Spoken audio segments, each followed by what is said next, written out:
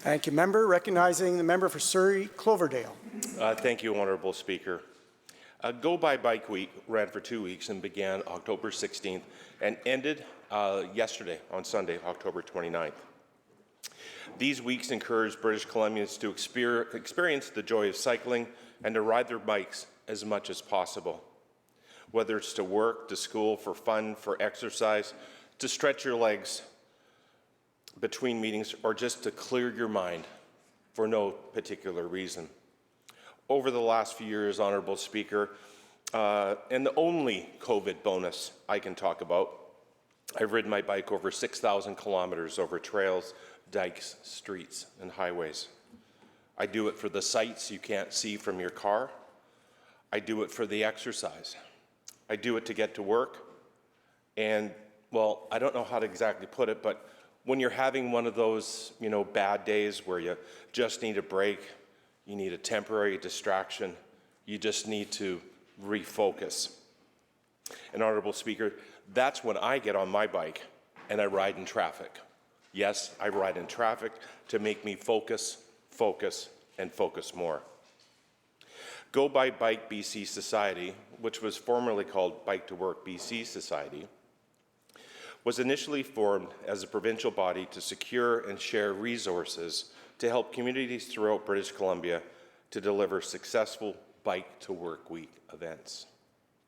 The Bike to Work Week event began in Greater Victoria in 1995 with a core group of commuter cyclists committed to raising the profile of commuter cycling. That inaugural event counted in almost 500 participants that year. Honourable Speaker, over the years, this event has expanded into Bike to School component. Many communities now run a combined Bike to Work and School Week, while others run a separate Bike to Work Week and Bike to School Week events during the same time.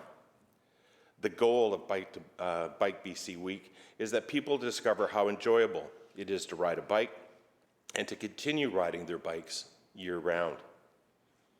Honourable Speaker, one of the benefits that it leads to improve mental health and physical health, and that people will encourage each other to get healthy and help the environment by riding a bike through forming teams and celebrating the joy that cycling brings. Honourable Speaker, when I think about the comment about forming teams and encouraging each other's, I'm reminded on how Rob Shaw was encouraged to ride a bike for the Ride for the Cure with the Minister for Post-Secondary Education and Future Skills.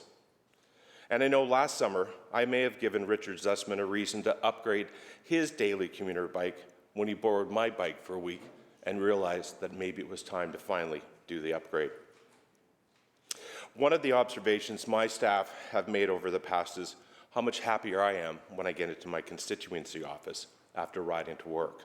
I'm not sure if those are backhanded compliments, but either way, starting my day with a ride does a few things. Nothing wakes up a rider in the morning better than 5 degrees, and it makes it crisp and it makes you alive instantaneously.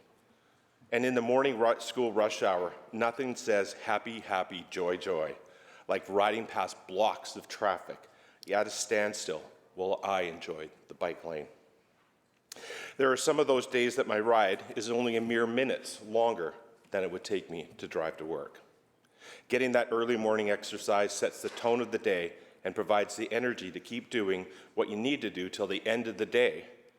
And Honourable Speaker, at the end of the day, I have one more ride, and oftentimes I do it in the opposite direction just to free up that brain space. In 2019, 92% of the post-event survey respondents said that Go By Bike Week motivates them to continue to use their bikes for transportation after that event was over. In 2022, more than 7,000 teams were formed for Go By Bike programs. And the Go By Bike BC Society, it's a nonprofit society that facilitates Go By Bike Week, Bike to Work, and Bike to School programs in more than 100 communities across British Columbia. They work to break down the perceived barriers that prevent people from using a bicycle for everyday transportation by creating an environment of encouragement and support to people trying to do this for their very first time. And Honourable Speaker, here's some of the history and some of the numbers and some of the stats that the current Go by Bike Week stats fell into this fall.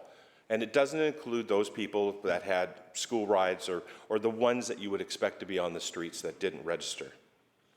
This past fall, over 7,000 riders registered, and thousands who participated didn't even officially register. Almost 2,000 teams registered, and over 2,500 new participants took place this last fall. That meant, Honourable Speaker, that over 260,000 kilometres were biked during this 2-week period. Over 23,500 bike trips were logged during this time, and over 56,000 kilograms of GHG were saved. And lastly, Honourable Speaker, the stats from the spring Go by Bike Week, which was BC-wide, has some staggering numbers in front of us.